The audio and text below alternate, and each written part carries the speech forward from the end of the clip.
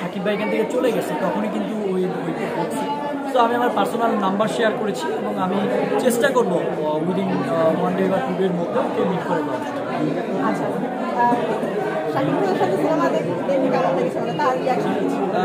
এটা তো উনি নিজের মুখে বললো, আমি আর কি বলবো, এটা আমাদের সবার যত্নের ছিল, অনেক যত্নের ছিল।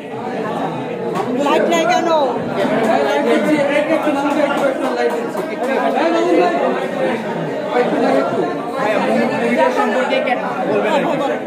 যখন হল থেকে বেরোয়ার পর মানুষ বলে যে অনেক ভালো বানিয়েছে, তখন এই যে এত প্রচার কথা শোনার পর ভালো লাগাটা কাজ করে। বেসিক্যালি আমাদের তো এইটাই চাওয়া, মানুষ ভালো বলবে, একটা জিনিস সবার ভালো লাগবে তা তো কিছু মানুষ ভালো লাগবে, ওভারঅল তো 80% মানুষ পজিটিভ রিভিউ দিচ্ছে।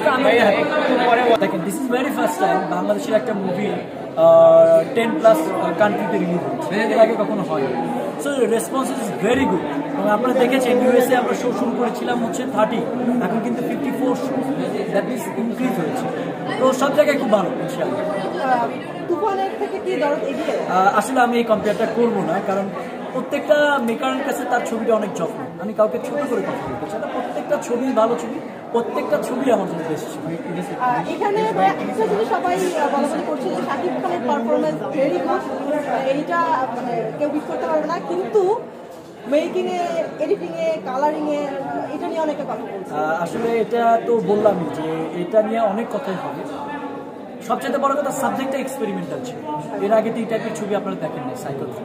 এরকম একটা এক্সপেরিমেন্টাল সাবজেক্ট নিয়ে অনেক কিছুরই ভুল ত্রুটি থাকবে, সেটাকে আমরা দেখবো নেক্সট প্রজেক্টে এগুলো আরও থাকবে। গল্পটা আপনি নিজেই লেখা? হ্যাঁ, আমার নিজে লিখেছি। নিজেই সব কিছু?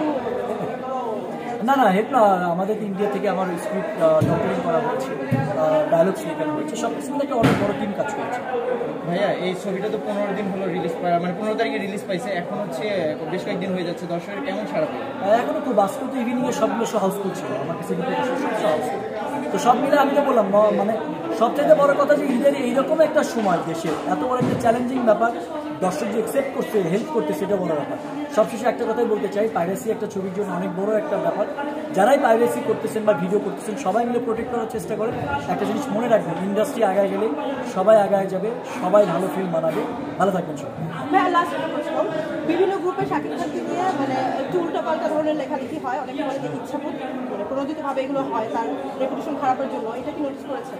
অ্যাকচুয়ালি দেখেন, পৃথিবীর যে কোনো স্টার নিয়েই নেগেটিভ পজিটিভ হবে। স্টারের জায়গায় শাকিব ভাই 25 বছর তার জায়গাটা ধরে রেখেছে, এটা সহজে গিলানোর জায়গা নয়। ভালো থাকবেন।